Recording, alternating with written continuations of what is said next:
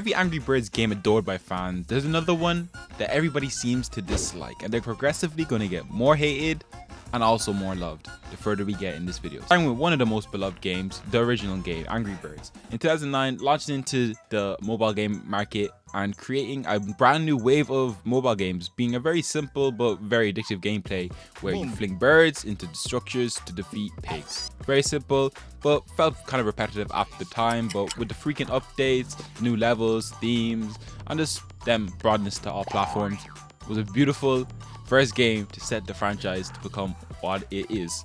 But on the other side, we have Angry Birds 2. The long-awaited sequel to the game failed to capture the same universal acclaim that a lot of the original gave to us, but it boosted some of the core mechanics of the game, like graphics, multi-stage levels, and fans were also just divided about some of the features that they brought to us, like the live system and the random bird selection that, let's be for real, not many people liked, or if all, none of us. But despite some of its technical advancements, let's say, these changes alienated a lot of the fans, which in the long term just kind of ruined the reputation of the game, which became one of the most disliked games, but one of the most beneficial for the company, which kept it up and running, unlike what they did to the original game. Sad to see what they did to the original game. But up next, we have Angry Birds Season, flying onto the scene in 2010, which won the fans over by introducing themed levels based on holidays and seasonal events in real time. Hold on. I know it sounds amazing, but let me tell you a bit more. The game's dedication to capture the essence of each season in the real world, and also with the frequent updates, new backgrounds, costumes to the enemies and also the birds, the game's music, and just the fresh experience made the game just a phenomenal hit, which just broadcasts the versatility of the franchise to everyone involved, and it just became the beloved game, but was sadly removed in the dreadful 2019 removal of basically everything.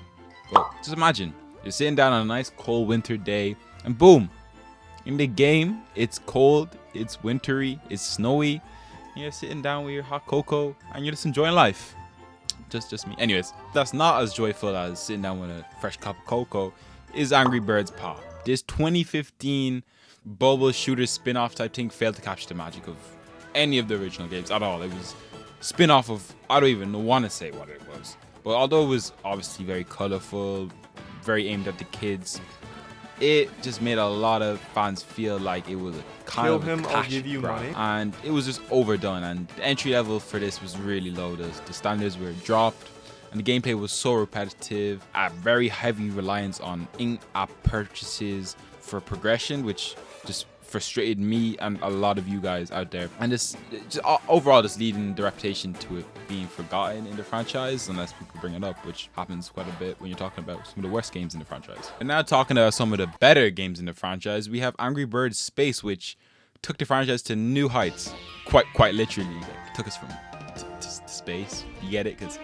Angry Birds. Okay. Anyways, introduced with zero gravity environments, challenging players to work with the new physics engine, and also just with like the new level designs, from the stunning visuals from new planets, and also just another excellent music production from the game producers, which whoever made that, round of applause, you did excellent in this game. And this game just brought a lot of new character designs and new special abilities, which just made the game 10 times better, having just a fresh new perspective on the game franchise. However, Angry Birds Action, the 2016 game that attempted to bring a pinball-like experience to the franchise, it really failed to resonate with a lot of players nowadays. And also back then, it was just not a game that you would want to play at all. Anybody, not aimed for anybody. Nobody played it. If the game felt quite shallow, also quite unpolished for whatever reason. And there was updates to keep it updated, but it just never felt like it was a complete game. And it was just lacking some creativity in some of the level designs overall. And there's a lack of challenge. The game was simply just too easy for you to do. And it was marinated in a lot of in-app purchases, and advertisements in the game was just quite despicable, which you just couldn't play after a while. It was just ad after ad every time you lost. Ad anytime you want to do some ad, if you want to skip ad. It was just quite annoying and earning a spot in some of the most disliked titles in the series. Next up, we have one of the all-time greatest games in the Angry Birds franchise history, is 2013's Angry Birds Go. This is another fan favorite, known for its very vibrant graphics, fun kart racing gameplay, and also it successfully brought Angry Birds character into a brand new genre, kart racing, like Mario Kart 8 or 7 or all of them.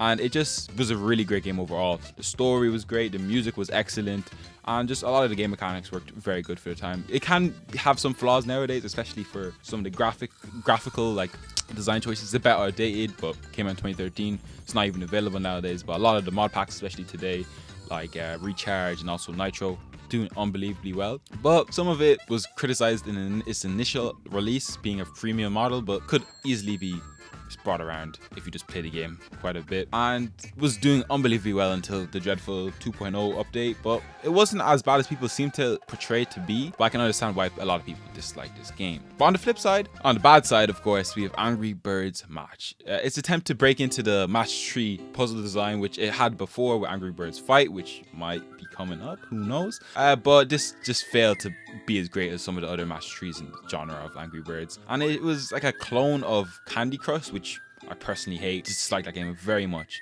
But its oversimplistic mechanics and also the reliance on microtransactions frustrated a lot of players out there. And its lack of signature Angry Birds humor and the style it just had, like, just before this, there was a certain twang to Angry Birds. If you know, you know. But it just felt kind of disconnected from the rest of the franchise, which just wasn't enjoyable for a lot of players to play. And we have one of the greatest games of the Angry Birds games out there. Is the 2014 release of Angry Birds Epic. This is the most beloved game out there for Angry Birds. If you have never tried this, you need to try it. This is a game that is Angry Birds twist on a turn-based RPG territory type game. And this game's detail was unbelievable. Its engaging story to the deep combat system, which gave players the ability to choose the classes they would bring into battle, weapons, potions. It was the greatest game that they came out with to this day, and probably will never be beaten, especially the way they're moving nowadays. This game was perfect.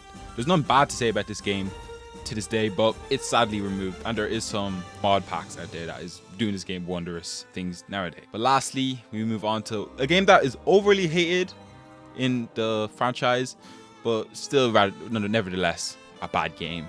Angry Birds Evolve. 2017's version. It attempted to combine the turn-based combat with characters from the Angry Birds movie into a game like Angry Birds Epic, being a turn-based attack type game, but it just was aggressively monetized.